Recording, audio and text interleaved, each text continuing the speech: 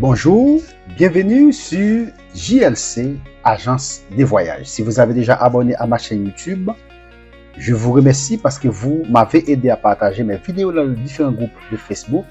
Si vous n'avez pas encore abonné, je vous encourage maintenant à vous abonner à ma chaîne YouTube pour pouvoir recevoir une nouvelle vidéo chaque semaine. Donc, si vous avez besoin d'acheter, n'est-ce pas, un billet d'avion, vous pouvez visiter mon site web qui est www.123triponline.com. Si vous avez besoin de faire une réservation d'hôtel, n'hésitez pas à visiter mon site web www.123triponline.com. En quelque sorte, si vous avez besoin d'acheter, n'est-ce pas, une assurance de voyage pour aller faire, n'est-ce pas, une visite en Europe, n'hésitez pas à me contacter. Notre équipe est disponible et disposée à vous aider.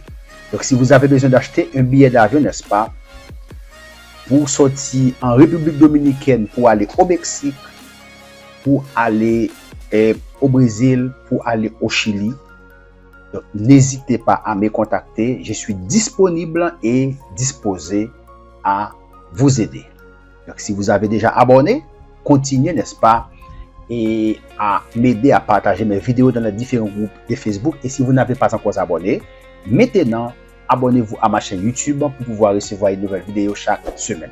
Donc, nous allons commencer à développer une série de vidéos, n'est-ce pas, principalement, n'est-ce pas, sur l'immigration canadienne. Donc, nous allons commencer à développer une série de vidéos sur l'immigration canadienne. Donc, nous allons faire des tutoriels, n'est-ce pas, pour vous montrer comment faire une demande de visa pour le Canada, une demande de visa de touristes, comment faire une demande de visa d'étudiants, comment faire une demande de visa de travail.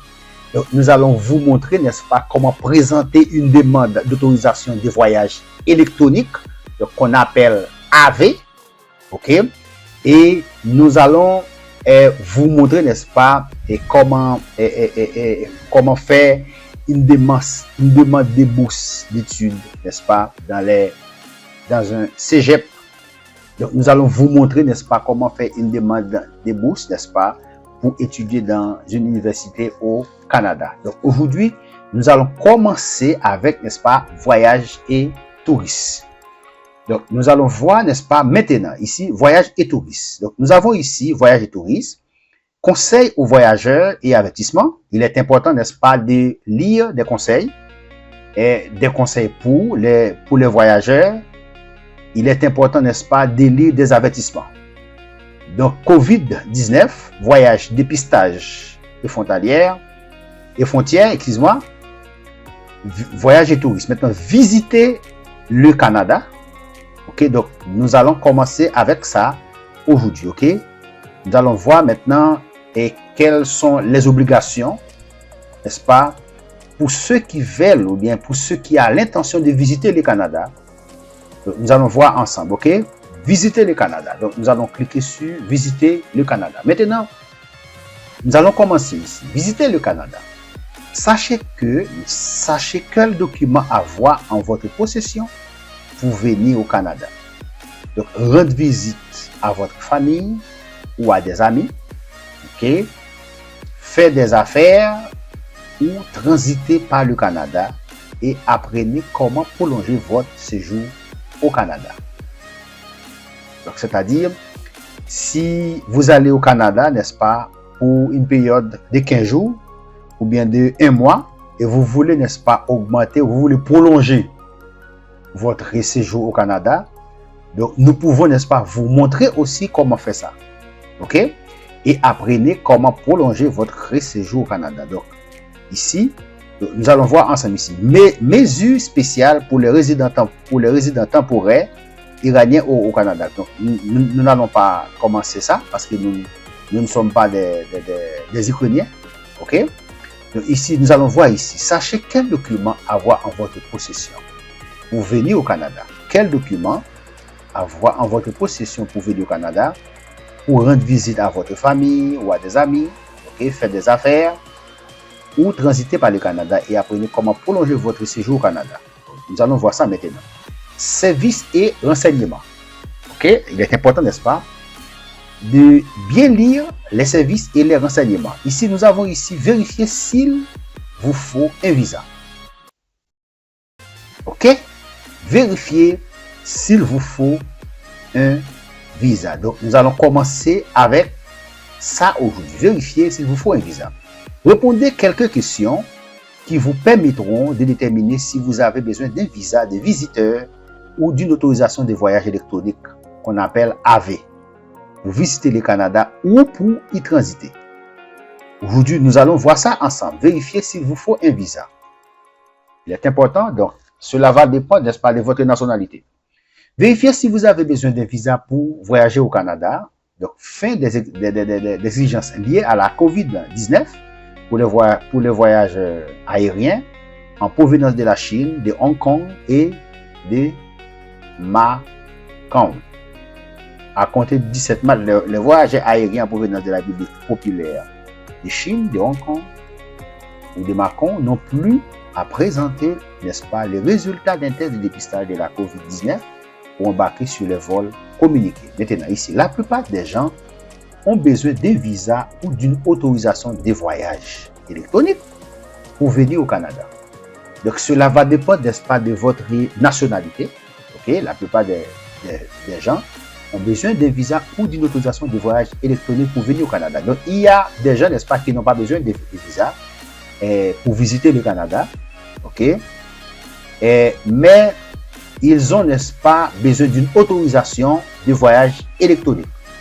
Donc, ils n'ont pas besoin, n'est-ce pas, ils n'ont pas besoin d'aller faire une demande de visa au consulat du Canada. Maintenant, ils peuvent seulement faire une demande d'autorisation de voyage électronique en ligne. Ok? Principalement pour les Brésiliens qui ont un visa américain.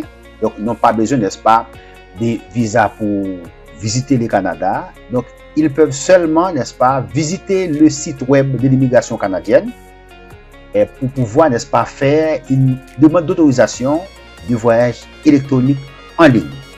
Donc, si un Brésilien, n'est-ce pas, a un visa américain, donc il n'a pas besoin, n'est-ce pas, il n'a pas, en quelque sorte, besoin, n'est-ce pas, de faire une demande de visa de tourisme pour le Canada. Ils peuvent seulement faire une demande d'autorisation de voyage électronique qu'on appelle AV en ligne. Donc, ça coûte $7 canadiens pour faire cette demande. Donc, si un Brésilien, n'est-ce pas, a déjà, n'est-ce pas, a eu déjà un visa Canada, même lorsque ce visa est expiré, donc, il n'a pas besoin, n'est-ce pas, d'aller faire une demande de visa au consulat du Canada. Ils peuvent seulement visiter le site de l'immigration canadienne pour pouvoir faire, n'est-ce pas, une demande d'autorisation de voyage électronique.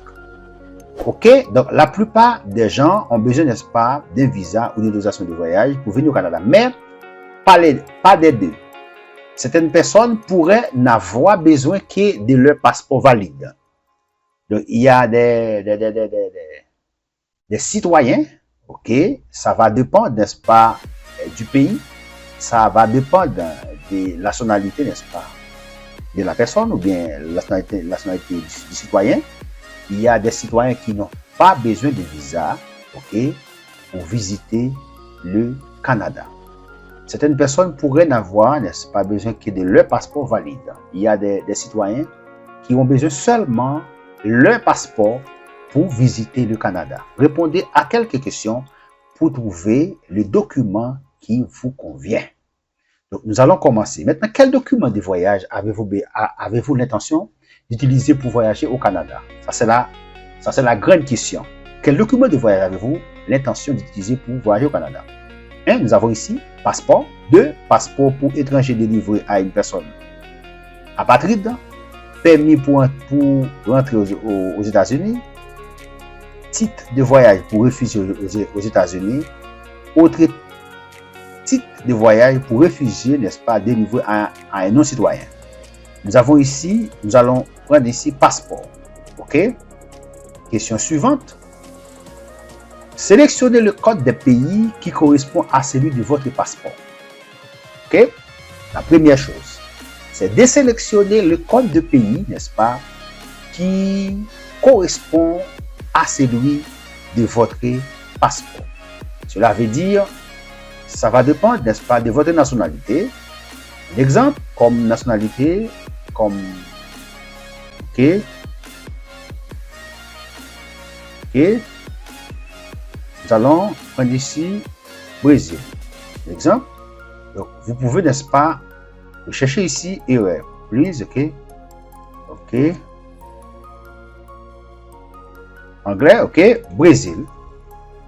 Exemple, si vous êtes brésilien, ok, le code de pays est indiqué dans votre passeport. Soyez vigilant lorsque vous sélectionnez votre pays. Certains pays comportent plusieurs choix et les codes sont très semblables. Ok, nous prenons ici brésilien. Êtes-vous un citoyen canadien ayant une double nationalité? Nous répondons ici, répondons oui si vous êtes un citoyen du Canada et de notre pays. Nous répondons ici non. Nous ne sommes pas, n'est-ce pas, un citoyen du Canada. Ok. Êtes-vous résident permanent légitime des États-Unis, titulaire, n'est-ce pas, d'une preuve officielle de ce statut, comme une carte verte? Est-ce que vous êtes, n'est-ce pas, un résident permanent légitime des États-Unis? Ok. Nous répondons ici non. Ok. Au cours des 10 dernières années, étiez-vous titulaire d'un visa canadien de résident temporaire valide?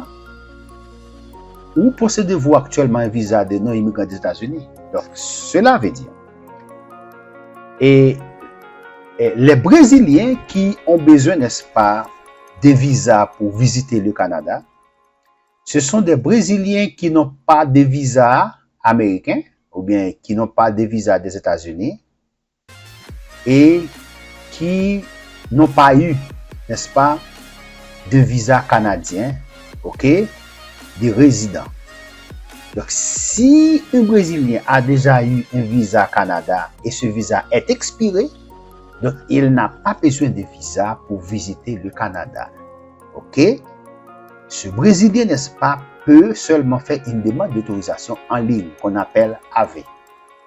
Ok, c'est comme si un Brésilien qui a un visa américain, il n'a pas besoin de faire une demande de visa au consulat du Canada pour visiter le Canada.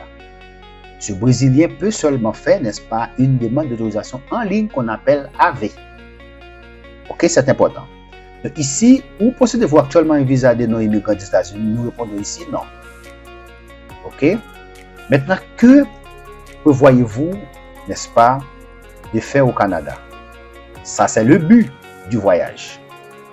Visiter à titre de touriste, visiter de la famille, transiter le Canada, ok, assister à une réunion, à une conférence ou à un salon professionnel, étudier, travailler. Donc, nous allons faire, n'est-ce pas, des vidéos sur, n'est-ce pas, sur tout. Comment faire une demande de visa d'étudiant, une demande de visa pour travailler au Canada.